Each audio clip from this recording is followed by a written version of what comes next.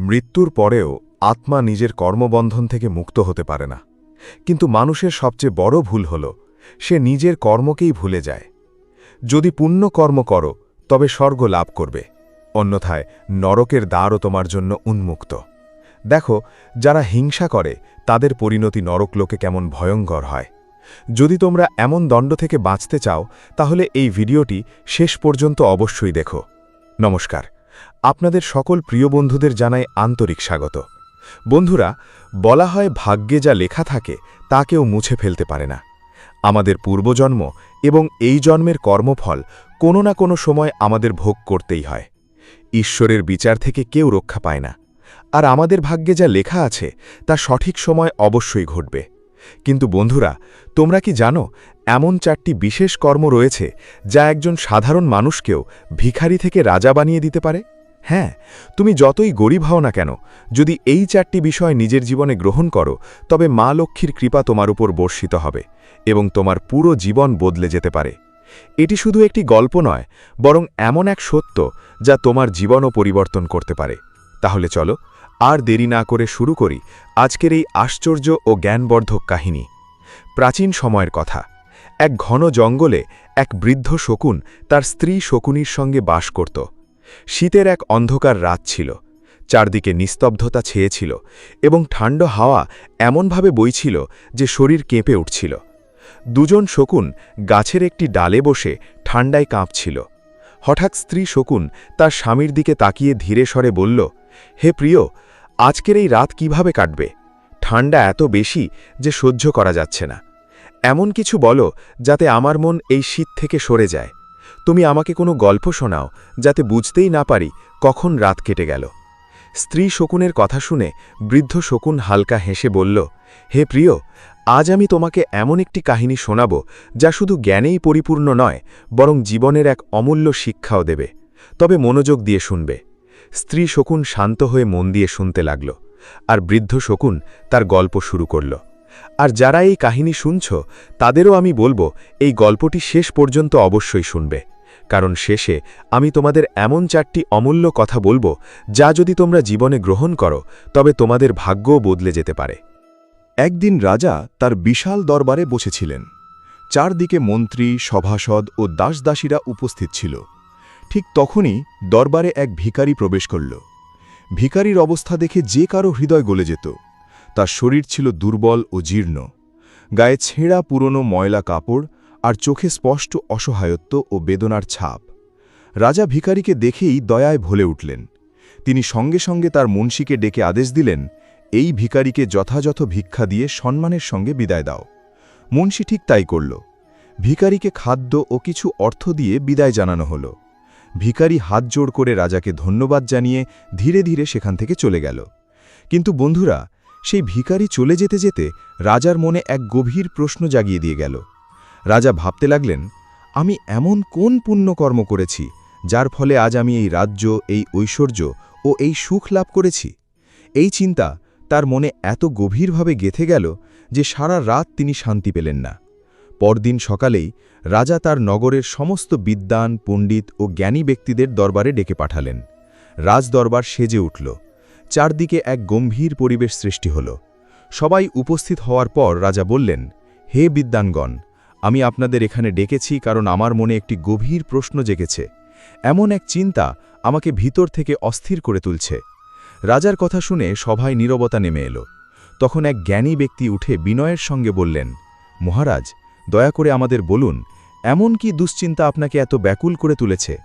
কোন ভাবনা আপনার মনকে অশান্ত করেছে? আপনি যদি আমাদের জানান তবে আমরা সর্বশক্তি দিয়ে তার সমাধান খুঁজে বের করার চেষ্টা করব। সভায় সম্পূর্ণ নীরবতা নেমে এলো। সবার দৃষ্টি তখন রাজার দিকে নিবদ্ধ। রাজা ধীরে ধীরে বলতে শুরু করলেন, হে মহান বিদ্বানগণ, আমি আপনাদের এখানে এজন্যই ডেকেছি যাতে আপনারা আমাকে এটা বলতে পারবেন কোন শুভ কর্মের ফলে আমি এই রাজপাট, এই সম্পদ ও এই ঐশ্বর্য লাভ করেছি। এরপর রাজা আরও কঠোর স্বরে বললেন, তোমাদের মধ্যে যে কেউ যদি আমার এই প্রশ্নের সঠিক উত্তর দিতে পারে তবে আমি তাকে এত ধনসম্পদ দেব যে তার জীবন সুখে ভরে যাবে। কিন্তু যদি কেউ আমার প্রশ্নের উত্তর দিতে ব্যর্থ হয় তাহলে তাকে গাধার পিঠে বসিয়ে মাথা মুড়িয়ে মুখে কালি মেখে সমগ্র নগরে অপমান করে দরবার থেকে বের করে দেওয়া হবে। রাজার এই ভয়ঙ্কর ঘোষণা শুনে সভায় গভীর নীরবতা নেমে এল। উপস্থিত সব পণ্ডিত ও জ্ঞানীদের মুখ ফ্যাকাশে হয়ে গেল। প্রত্যেকের মনে ভয় ঢুকে পড়ল। তারা ভাবতে লাগল, এ তো ভয়ঙ্কর বিপদ। এই প্রশ্নের উত্তর দেওয়া মোটেও সহজ নয়, আর যদি ভুল উত্তর হয় তাহলে অপমান নিশ্চিত। কিছু বিদ্বান মনে মনে ভাবতে লাগলেন, এখনই কিছু না বলাই ভালো, অথবা রাজার কাছে কিছু সময় চাওয়া উচিত, কারণ না ভেবে উত্তর দেওয়া মানে নিজের অপমান ডেকে আনা। এরপর সব বিদ্বান নিজেদের মধ্যে আলোচনা করে একটি সিদ্ধান্ত নিলেন। তারপর তারা রাজার সামনে হাত জোড় করে বললেন, মহারাজ, আমরা অবশ্যই আপনার প্রশ্নের উত্তর দেব, কিন্তু এর জন্য আমাদের কিছু সময় প্রয়োজন। এটি কোনো সাধারণ প্রশ্ন নয়, এর উত্তর খুব ভেবেচিন্তে দিতে হবে। তারপর তারা বিনয়ের সঙ্গে বললেন, আপনি আমাদের 6 মাস সময় দিন।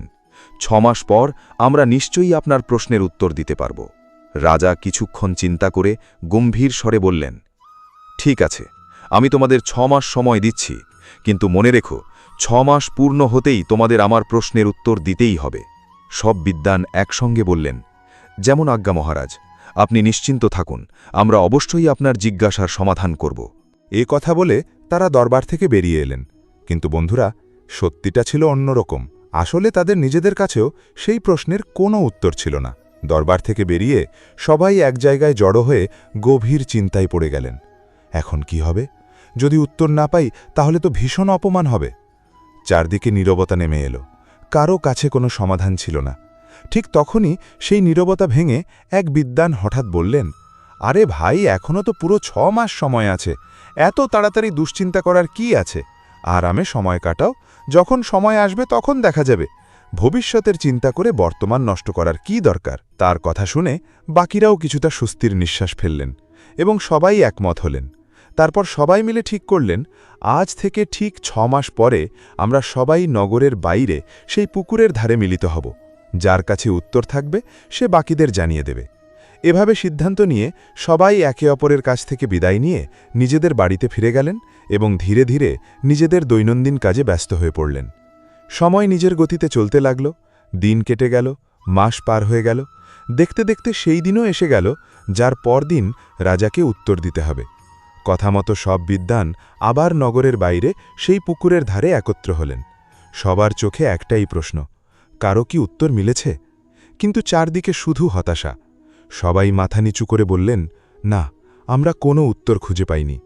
এ কথা শুনে সবার মুখে গভীর উদ্বেগ স্পষ্ট হয়ে উঠল। এখন সবার মনে একটাই ভয়, আগামীকাল রাজার সামনে কি উত্তর দেব? চিন্তা এতটাই বেড়ে গেল যে সবাই অস্থির হয়ে উঠলেন।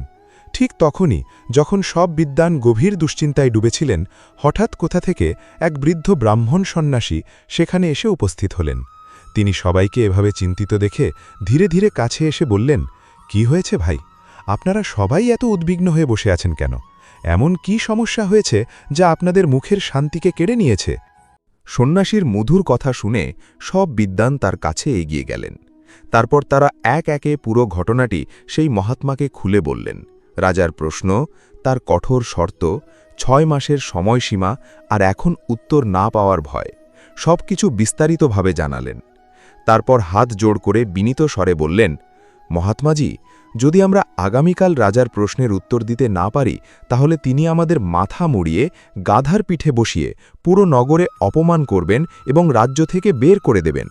এই ভয়েই আমরা সবাই এখানে বসে চিন্তায় ডুবে আছি। বিদ্বানদের কথা শুনে সেই বৃদ্ধ ব্রাহ্মণ হালকা হাসলেন। তার মুখে না ছিল কোনো ভয়, না কোনো উদ্বেগ। তারপর তিনি অত্যন্ত শান্ত ও আত্মবিশ্বাসী কণ্ঠে বললেন, হে বিদ্বানগণ, এখন আর তোমাদের চিন্তা করার প্রয়োজন নেই, কারণ আমি জানি কোন পুণ্যকর্মের ফলে তোমাদের রাজা এই রাজপাট লাভ করেছেন। এই কথা শুনে সব বিদ্বানের চোখ বিস্ময়ে বড় হয়ে গেল। যারা এতক্ষণ হতাশা ও ভয়ে ডুবেছিলেন তাদের মুখে হঠাৎ আশার আলো ফুটে উঠল। সবাই একসঙ্গে এগিয়ে এসে উৎসুক হয়ে বললেন, সত্যিই মহাত্মাজি, আপনি এর উত্তর জানেন, কিন্তু আপনি কিভাবে এই কথা জানতে পারলেন? বৃদ্ধ ব্রাহ্মণ মৃদু হাসলেন। তার চোখে এক অদ্ভুত শান্তি ও আত্মবিশ্বাসের ঝলক ছিল। তারপর তিনি ধীরে ও গভীর স্বরে বললেন, মহাত্মাজি, যদি সত্যিই আপনার এই জ্ঞান থাকে তাহলে দয়া করে আমাদের বলুন কোন পুণ্যকর্মের ফলে আমাদের রাজা এই রাজপাট লাভ করেছেন? আমরা আপনাকে কথা দিচ্ছি, রাজা আমাদের যে পুরস্কারই দিন না কেন তার সবচেয়ে বড় অংশ আমরা আপনাকেই দেব। একথা শুনে বৃদ্ধ ব্রাহ্মণ মৃদু হাসলেন। তিনি মাথা নাড়িয়ে অত্যন্ত শান্ত স্বরে বললেন, হে বিদ্বানগণ, তোমাদের কাছ থেকে আমার কোনো উপহার প্রয়োজন নেই। যদি সত্যিই তোমরা আমাকে সাহায্য করতে চাও তাহলে শুধু আমাকে তোমাদের রাজার কাছে নিয়ে চলো, আমি নিজেই তার প্রশ্নের উত্তর দেব। এই কথা শুনতেই সব বিদ্বানের মুখ আনন্দে উজ্জ্বল হয়ে উঠল। যারা কিছুক্ষণ আগেও গভীর চিন্তায় ডুবেছিলেন তাদের মনে আবার নতুন আশার আলো জেগে উঠল। তারা অত্যন্ত উৎসাহের সঙ্গে সেই বৃদ্ধ ব্রাহ্মণকে নিয়ে সরাসরি রাজার দরবারে পৌঁছে গেলেন। দরবারে পৌঁছে তারা রাজার সামনে সেই ব্রাহ্মণের পরিচয় করিয়ে দিয়ে বিনয়ের সঙ্গে বললেন, মহারাজ, এই বিদ্বান ব্রাহ্মণ আপনার প্রশ্নের উত্তর দিতে সক্ষম। রাজা মনোযোগ দিয়ে ব্রাহ্মণের দিকে তাকালেন। কয়েক মুহূর্ত তাকে গভীরভাবে পর্যবেক্ষণ করে গম্ভীর স্বরে বললেন, ঠিক আছে, আমি শুধু আমার প্রশ্নের উত্তর চাই, সেটা তুমি বলো বা এই মহাত্মা বলুন। তারপর তিনি ব্রাহ্মণের দিকে তাকিয়ে বললেন, বলুন ব্রাহ্মণ দেবতা, কোন পুণ্যকর্মের ফলে আমি এই রাজপাট লাভ করেছি? রাজার কথা শুনে সেই বৃদ্ধ ব্রাহ্মণ কিছুক্ষণ নীরবে দাঁড়িয়ে রইলেন, যেন তিনি রাজার কৌতূহলকে যাচাই করছিলেন। তারপর গভীর শ্বাস নিয়ে ধীরে ধীরে বলতে শুরু করলেন, মহারাজ, আপনি কি সত্যি জানতে চান কেন শুধুমাত্র আপনি এই রাজপাট লাভ করেছেন? ব্রাহ্মণের প্রশ্নে এক গভীরতা ছিল, যেন তিনি শুধু প্রশ্ন করছেন না, বরং রাজার ইচ্ছাশক্তি ও ধৈর্যেরও পরীক্ষা নিচ্ছেন। রাজা আরও বেশি উৎসুক হয়ে উঠলেন। এক মুহূর্তও দেরি না করে তিনি বললেন, হ্যাঁ মহাত্মাজি, আমি এটাই জানতে চাই। আমার মনের এই জিজ্ঞাসা আর ধরে রাখা যাচ্ছে না, দয়া করে আমাকে সত্য বলুন। রাজার প্রবল কৌতূহল দেখে বৃদ্ধ ব্রাহ্মণ হালকা হাসলেন এবং বললেন, মহারাজ, এই অসহায় বিদ্বানদের কষ্ট দেওয়ার কোনো লাভ নেই। আপনার প্রশ্নের উত্তর তাদের কাছে নেই। আপনার এই প্রশ্নের উত্তর কেবলমাত্র একজনই দিতে পারেন। এ কথা শুনে রাজার কৌতূহল আরও বেড়ে গেল। তিনি সামান্য সামনে ঝুঁকে বললেন, কে বলতে পারেন এই রহস্য? দ্রুত বলুন, আমি আর অপেক্ষা করতে পারছি না। রাজার অস্থিরতা স্পষ্ট বোঝা যাচ্ছিল। তার চোখে উত্তর জানার প্রবল আকাঙ্ক্ষা ফুটে উঠছিল। তখন বৃদ্ধ ব্রাহ্মণ শান্ত স্বরে বলতে শুরু করলেন, মহারাজ, এখান থেকে প্রায় ১০০ কোষ দূরে উত্তরের দিকে এক গভীর বন রয়েছে। সেই বনে এক মহান মহাত্মা তপস্যা করছেন। তিনি সাধারণ সাধু নন, তিনি শুধু ছাই খেয়ে জীবিত থাকেন এবং ছাই ছাড়া আর কিছুই গ্রহণ করেন না। তিনি অত্যন্ত দূরদর্শী। আপনার প্রশ্নের উত্তর একমাত্র তিনিই দিতে পারবেন। এ কথা শুনে রাজা বিন্দুমাত্র সন্দেহ না করে বৃদ্ধ ব্রাহ্মণের কথায় বিশ্বাস করলেন। তিনি সঙ্গে সঙ্গে নিজের রাজ্য মন্ত্রীদের হাতে অর্পণ করে সেই মহাত্মার সন্ধানে বেরিয়ে পড়লেন। দীর্ঘ পথ অতিক্রম করার পর রাজা সেই গভীর বনে পৌঁছলেন, যেখানে সেই মহাত্মা গভীর তপস্যায় লীন ছিলেন। রাজা সেখানে পৌঁছে শ্রদ্ধাভরে হাত জোড় করে মহাত্মাকে প্রদক্ষিণ করলেন এবং কিছু দূরে নীরবে দাঁড়িয়ে রইলেন। তিনি চুপচাপ অপেক্ষা করতে লাগলেন। সময় কেটে যেতে লাগল ১ ঘণ্টা, ২ ঘণ্টা। তারপর ধীরে ধীরে মহাত্মার সমাধি ভঙ্গ হল। মহাত্মা চোখ খুলে সামনে এক রাজাকে হাত জোড় করে দাঁড়িয়ে থাকতে দেখলেন। তিনি শান্ত স্বরে জিজ্ঞাসা করলেন, হে যুবক, তুমি কে? তোমাকে দেখে তো মনে হচ্ছে তুমি কোনো রাজা, তবে এই নির্জন বনে কি কারণে এসেছ? রাজা বিনয়ের সঙ্গে নিজের পরিচয় দিলেন এবং এখানে আসার সম্পূর্ণ কারণও জানালেন। কিন্তু তখনই মহাত্মা বললেন, এখান থেকে আরও প্রায় ৫০ কোষ উত্তরে আর একজন মহান সাধু তপস্যা করছেন। তিনি আগুনকেই নিজের আহার মনে করেন এবং আগুনের শক্তিতেই জীবিত থাকেন। তুমি তার কাছে যাও, তিনিই তোমার প্রশ্নের উত্তর দিতে পারবেন। এ কথা শুনে রাজা কিছুটা হতাশ হলেন ঠিকই, কিন্তু তার মনে উত্তর জানার আকাঙ্ক্ষা আরও বেড়ে গেল। তিনি সঙ্গে সঙ্গে মহাত্মাকে প্রণাম করে তার দেখানো পথে এগিয়ে গেলেন। কিছু সময় পরে তিনি সেই স্থানে পৌঁছলেন যেখানে দ্বিতীয় সাধু আগুনের মাঝখানে তপস্যা করছিলেন। চারদিকে আগুনের শিখা জ্বলছিল, আর মাঝখানে সেই সাধু গভীর ধ্যানে মগ্ন হয়ে বসেছিলেন। রাজা শ্রদ্ধাভরে হাত জোড় করে কিছু দূরে দাঁড়িয়ে অপেক্ষা করতে লাগলেন। কিছুক্ষণ পর যখন সাধুর সমাধি ভঙ্গ হল, তখন তিনি রাজাকে ভক্তিভরে দাঁড়িয়ে থাকতে দেখলেন। তিনি শান্ত স্বরে জিজ্ঞাসা করলেন, রাজন, তুমি এখানে কি উদ্দেশ্যে এসেছ? রাজা আবারও নিজের সম্পূর্ণ কাহিনী বললেন এবং মনের সব প্রশ্ন তার সামনে তুলে ধরলেন। রাজার কথা শুনে সেই সাধু কিছুক্ষণ গভীর চিন্তায় ডুবে রইলেন। তারপর ধীরে ধীরে বলতে শুরু করলেন, শোনো রাজন, এটা সত্য যে আমি বহু বছর ধরে কঠোর তপস্যা করছি, কিন্তু এই পৃথিবীতে এমন কিছু রহস্য আছে যা আমিও জানি না। তোমার প্রশ্ন তেমনই এক রহস্য, এর উত্তর দিতে আমি অসমর্থ। কথা শুনতেই রাজার হৃদয় যেন ভেঙে গেল। তার সমস্ত আশা মুহূর্তের মধ্যে ভেঙে চুরমার হয়ে গেল। এত দীর্ঘ যাত্রা, এত কষ্ট, তবুও উত্তর মিলল না। রাজা হতাশ হয়ে সাধুর দিকে তাকিয়ে ধীরে স্বরে বললেন, হে প্রভু, তাহলে তো এখানে পর্যন্ত আমার আশা বৃথাই হল।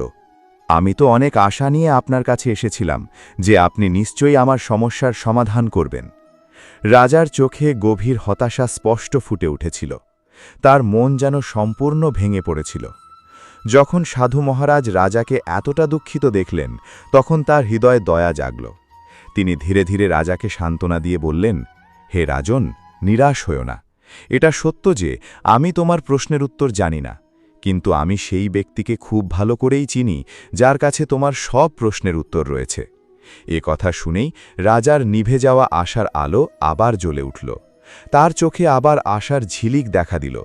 তিনি উৎসুক হয়ে বললেন, ঠিক আছে মহারাজ, আপনি আমাকে তার ঠিকানা বলুন। এত দূর যখন এসেছি তখন তার সঙ্গেও অবশ্যই দেখা করব।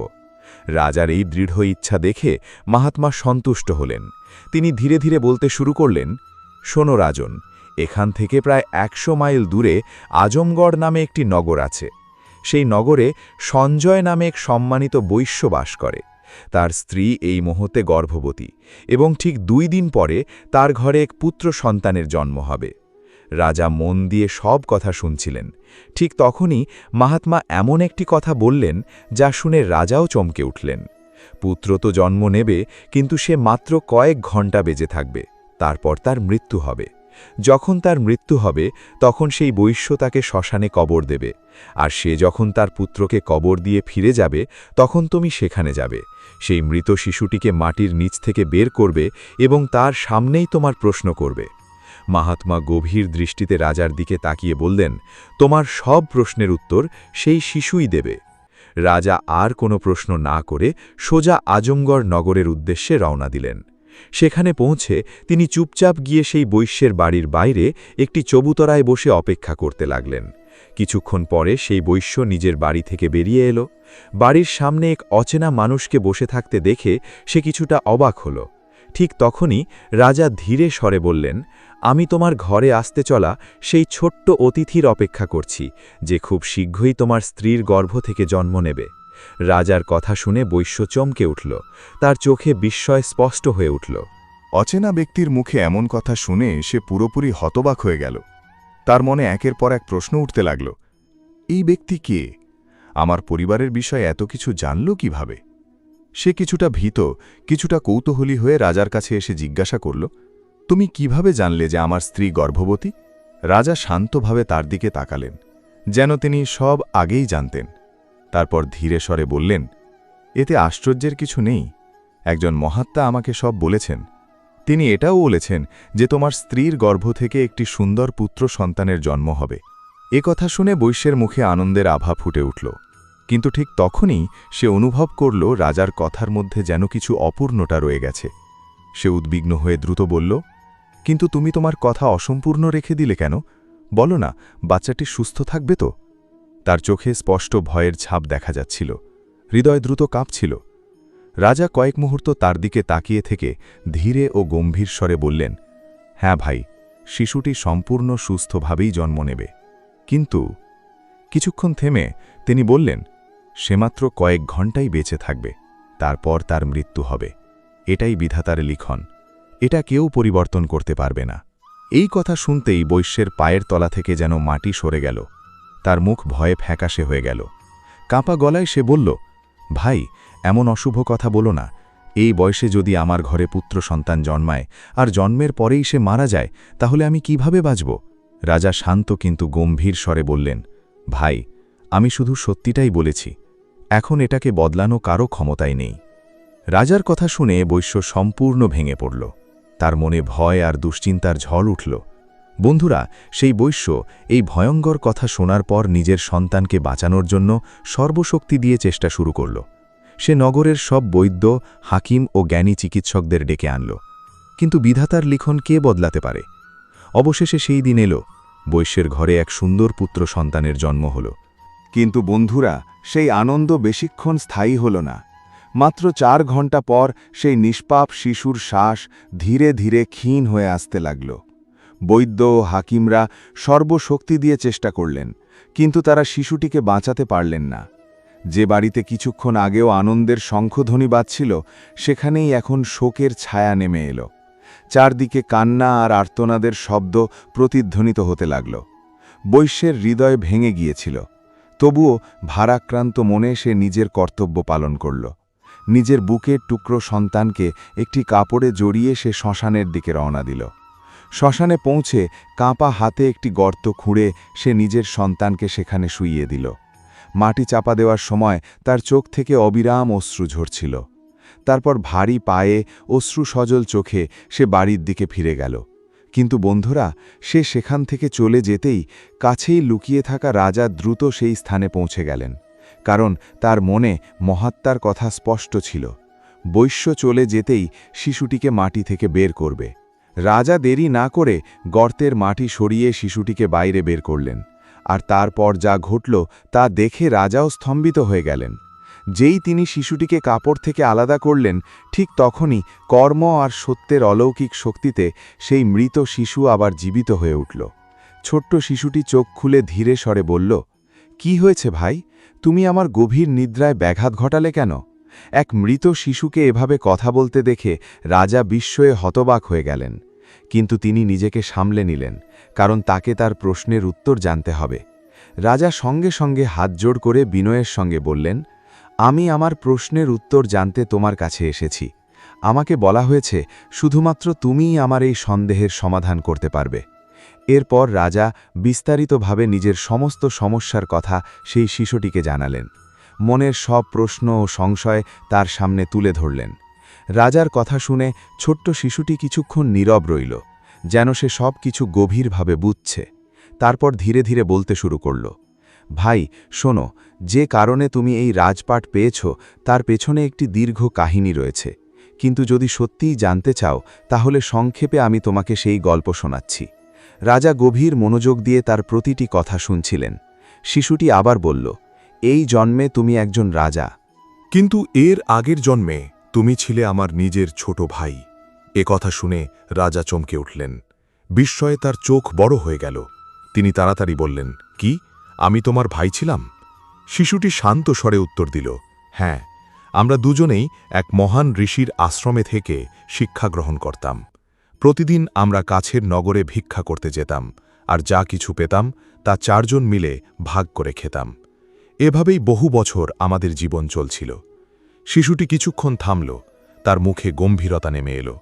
তারপর ধীরে স্বরে বলল, "কিন্তু একদিন আমাদের দ্বারা একটি বড় ভুল হয়ে গেল।" এ কথা শুনে রাজার কৌতূহল আরও বেড়ে গেল। তিনি দ্রুত বললেন, "ভাই, সেই ভুলটা কি ছিল?" শিশুটি বলল, "ধৈর্য ধরো রাজন, যদি তুমি মাঝপথে আমাকে থামাও তাহলে তোমার উত্তর অসম্পূর্ণ থেকে যাবে।" রাজা সঙ্গে সঙ্গে শান্ত হয়ে গেলেন এবং সম্পূর্ণ একাগ্রতার সঙ্গে শুনতে লাগলেন। শিশুটি আবার বলতে শুরু করল, "হে রাজন, একদিন প্রতিদিনের মতো আমরা ভিক্ষা সংগ্রহের জন্য নগরে গিয়েছিলাম। সেদিন সারা দিন ঘুরেও আমাদের খুব সামান্য ভিক্ষা মিলেছিল। সন্ধ্যা হয়ে গিয়েছিল, আমরা সবাই খুব ক্ষুধার্ত ছিলাম। ঠিক তখনই পথের ধারে আমরা এক অত্যন্ত বৃদ্ধ ও অসুস্থ মানুষকে দেখতে পেলাম। তিনি ক্ষুধায় কাঁপছিলেন এবং করুণ স্বরে বলছিলেন, "কেউ কি আমাকে একটু অন্ন দেবে? আমি বহুদিন ধরে না খেয়ে আছি।" আমাদের 4 জনের মধ্যেই তখন তীব্র ক্ষুধা ছিল, কিন্তু সেই সময় তোমার হৃদয়ে করুণা জেগে উঠল। তুমি নিজের অংশের সমস্ত ভিক্ষা সেই বৃদ্ধকে দিয়ে দিলে। শুধু তাই নয়, তুমি আমাদেরও বোঝালে যে ক্ষুধার্তকে অন্ন দান করাই সবচেয়ে বড় ধর্ম। আমরা 4 জনের মধ্যে 2 জন তোমার কথা শুনে নিজেদের অংশও সেই বৃদ্ধকে দিয়ে দিল, কিন্তু আমি নিজের অংশ দিতে পারিনি। আমার মনে লোভ জেগে উঠেছিল। আমি ভেবেছিলাম সারা দিন পরিশ্রম করে যা পেয়েছি সেটা কেন অন্যকে দেব? সেই বৃদ্ধ আমাদের আশীর্বাদ করে চলে গেলেন। কিন্তু রাজন, তুমি জানো, সেই বৃদ্ধ সাধারণ মানুষ ছিলেন না। তিনি স্বয়ং এক মহান সিদ্ধপুরুষ ছিলেন, যিনি মানুষের করুণা পরীক্ষা করার জন্য ছদ্মবেশে এসেছিলেন। তোমার দয়া, ত্যাগ এবং নিঃস্বার্থ সেবায় তিনি অত্যন্ত সন্তুষ্ট হয়েছিলেন, তাই আশীর্বাদ দিয়েছিলেন, পরবর্তী জন্মে তুমি রাজা হবে এবং অসীম ঐশ্বর্য লাভ করবে। আর আমি, যে লোভের বশে নিজের অন্ন কাউকে দিতে পারিনি, সেই কর্মফলের কারণেই আজ এই স্বল্পায়ু শিশুরূপে জন্ম নিয়েছে। এ কথা শুনে রাজার শরীর কেঁপে উঠল, তার চোখে জল এসে গেল। তিনি বুঝতে পারলেন, মানুষের ভাগ্য কেবল বর্তমান জন্মের পরিশ্রমে নয়, পূর্বজন্মের কর্মের দ্বারাও নির্ধারিত হয়। শিশুটি আবার বলল, রাজন, মনে রেখো, ধন, রাজপাট, সুখ, সম্মান সবই ক্ষণস্থায়ী, কিন্তু পুণ্যকর্ম কখনো নষ্ট হয় না। মানুষের প্রতিটি কর্মের ফল একদিন না একদিন অবশ্যই ফিরে আসে। তাই কখনো অহংকার করো না, কাউকে কষ্ট দিও না, আর সর্বদা দয়া ও সত্যের পথে চলবে। এ কথা বলেই শিশুটির কণ্ঠ ধীরে ধীরে ক্ষীণ হয়ে এলো। তার চোখ আবার বন্ধ হয়ে গেল। কয়েক মুহূর্তের মধ্যেই সে নিস্তব্ধ হয়ে পড়ল। রাজা স্তব্ধ হয়ে সেখানে বসে রইলেন। তার মনে যেন এক নতুন জ্ঞানের আলো জ্বলে উঠেছিল। তিনি শিশুটিকে শ্রদ্ধার সঙ্গে পুনরায় মাটিতে সমাধিস্থ করলেন এবং ভারাক্রান্ত হৃদয়ে নিজের রাজ্যে ফিরে এলেন। রাজ্যে ফিরে তিনি আগের মতো অহংকারী রাজা রইলেন না। তিনি আরও দয়ালু, ধর্মপরায়ণ এবং ন্যায়বান হয়ে উঠলেন। গরিব, অসহায় ও ক্ষুধার্ত মানুষের সেবা করতে শুরু করলেন। তার রাজ্যে কেউ আর অভুক্ত থাকত না। এভাবেই রাজা বুঝতে পারলেন, মানুষের প্রকৃত সম্পদ তার পুণ্য কর্ম। কারণ মৃত্যুর পর ধন সম্পদ সঙ্গে যায় না, সঙ্গে যায় শুধু কর্মফল। বন্ধুরা, এই কাহিনী আমাদের শেখায় যে মানুষ দয়া করে, সত্যের পথে চলে, ক্ষুধার্তকে অন্ন দেয় এবং অন্যের উপকার করে, তার জীবন একদিন অবশ্যই সুখ ও শান্তিতে ভরে ওঠে।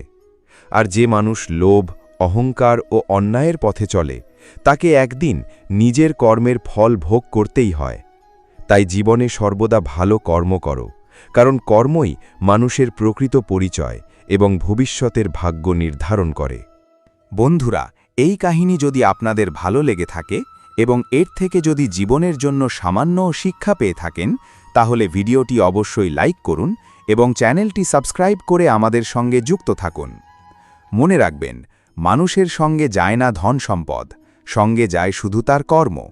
তাই সর্বদা ভালো কাজ করুন, অসহায় মানুষের পাশে দাঁড়ান এবং ঈশ্বরের ওপর বিশ্বাস রাখুন। আপনাদের একটি ছোট্ট ভালো কাজও কারো জীবন বদলে দিতে পারে। আবারও দেখা হবে এমনই আরও রহস্যময়, জ্ঞানবর্ধক ও আধ্যাত্মিক কাহিনীর সঙ্গে। ততক্ষণ পর্যন্ত সবাই ভালো থাকুন, সুস্থ থাকুন। জয় শ্রীহরি।